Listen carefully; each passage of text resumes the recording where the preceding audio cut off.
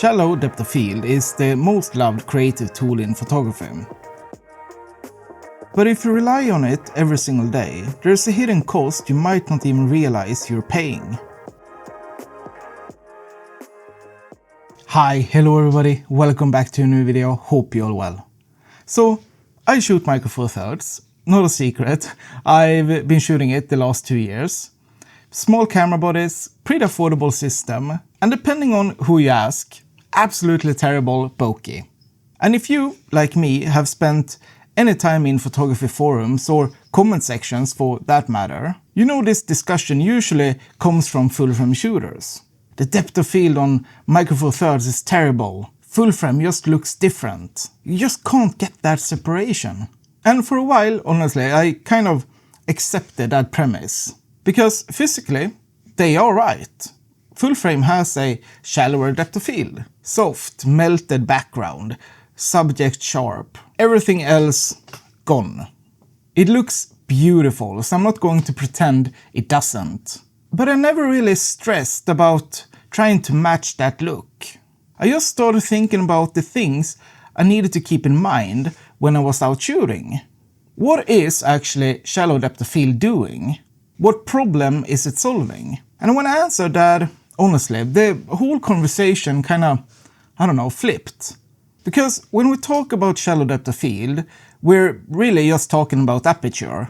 And yes, opening up your aperture means you're letting in more light. But creatively, or mechanically, here is what a wide aperture is actually doing. It separates your subject from its background. It draws the eye by making everything except your subject soft and indistinct. And that's useful, genuinely useful. But that separation, the work of telling the eye where to go, that's compositional work. And a wide aperture on a full-frame camera does that for you. I've started calling this compositional outsourcing. You're not solving the problem of where the eye goes. You're delegating it to the lens, to the sensor, and to a number on a dial. Which is fine until you try to make a photograph where blur isn't available. Or maybe not appropriate. And then you're stuck. Because you've never had to solve that problem yourself. I've mentioned this on the channel before that I consider Micro Four Thirds sensors to be actually some kind of superpower. But it has nothing really to do with the specs. Micro Four Thirds can't outsource like that. At f1.8 on my own 5, assuming the same field of view, the equivalent depth of field is roughly what you would get at f3.5 on a full frame.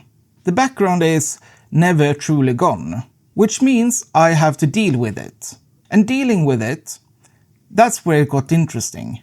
The first thing you realize when you don't rely on blur to isolate your subject is that you have to find another way to do it.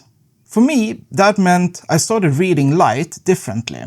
Tonal contrast does exactly what blur does if you know how to use it. A bright subject against a deep shadow pulls the eye just as effectively as a melted background. And honestly, maybe even more, because the eye isn't being tricked, it's being led. But you only start seeing that when you have to look for it. When a wide aperture is doing the heavy lifting, light is just a decoration. When you're shooting at f5.6 or f8 and everything is in focus, light becomes the structure.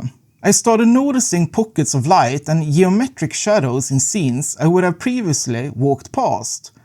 Not dramatic golden hour light, just the way a wall catches a shadow. The way a dark silhouette reads against a bright sky. That is a completely different way of seeing. And I didn't develop it because I'm some sort of natural genius. I developed it because I didn't want to blur my background away. But that's only one part of it. Something I underestimated for a long time is where you stand. When blur can bail you out, your position matters less. Stand anywhere, open the aperture, background disappears. Problem solved. But when blur can't bail you out, where you stand is everything. Since I shoot almost exclusively at 40mm at eye level, I can't hide anything. If something is cluttered in the background behind my subject, I can't melt it away. And I'm not going to crouch down in the dirt to avoid it. I'll just have to move. 2 steps to the left, slight shift to the right. Finding the exact spot where the lines of the scene lock together and actually complement the subject instead of fighting it. And those 2 steps, that's not the workaround. That's the photograph getting better. I've made some of my favorite images by just being stubborn and pacing around the scene until the geometry finally clicked. Because the camera told me I couldn't just stand where I originally planned. And the third thing, which might be the most counterintuitive, is what happens when you stop using Aperture as an escape hatch. When a wide aperture is always the answer, it becomes a reflex. Something messy behind your subject, drop it to f1.8, done, next frame. But Aperture isn't just a technical setting, it's a mood. A front-to-back sharp landscape says, all of this matter. This whole scene deserves equal attention. Nothing here is just background. That's a statement. A shallow depth of field image says, this, just this. Everything else is context or noise. Both are valid, but one gets used as a deliberate creative choice and the other gets used as a default. When you don't have that default, you have to choose. Every single frame you choose. And that changes how you think. Full frame's depth of field advantage is completely real. I'm not going to argue otherwise. But an advantage can also be a shortcut. And shortcuts used as a default can quietly prevent you from learning the long way around, which is where the actual skills live. The photographers whose work I keep returning to, they're not the ones with the most background blur. They are the ones where every part of the frame feels considered, where the light means something, where you can tell they had to think about where to stand. You can't fake that, and you can't outsource it. Micro Four Thirds didn't give me a disadvantage, it gave me a curriculum, and I don't think I would have enrolled in it voluntarily. That's what I mean when I say a Micro Four Thirds sensor is a superpower. Not because it wins on your spec sheet, but because of what it refuses to do for you. It doesn't just hand you the shot, it assigns you the problem. And it makes you solve it. Has a limitation, technical or otherwise, ever pushed you towards a better solution than the one you originally planned? I'm genuinely curious, so let me know down in the comments. I always read them.